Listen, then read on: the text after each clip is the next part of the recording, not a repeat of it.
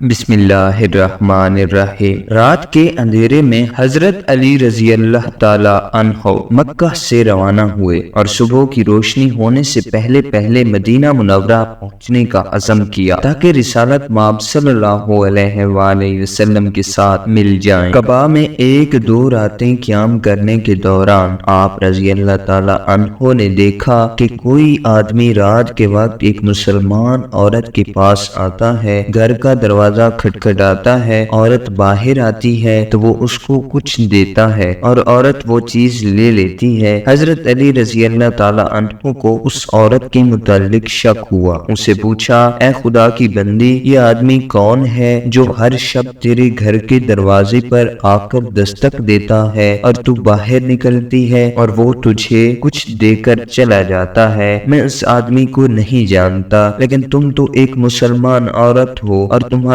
خاوند بھی نہیں ہے۔ اس عورت نے کہا کہ وہ سہیل بن حنیف بن واہب رضی اللہ تعالی عنہ ہیں، انہیں علم ہے کہ میں ایک ایسی عورت ہوں کہ میرا کوئی اور نہیں ہے۔ وہ رات کو اپنی قوم کے لکڑی کے بتوں کو توڑ کر لکڑیاں مجھے دے جاتا ہے تاکہ میں ان کو جلا کر کھانا پکا سکوں۔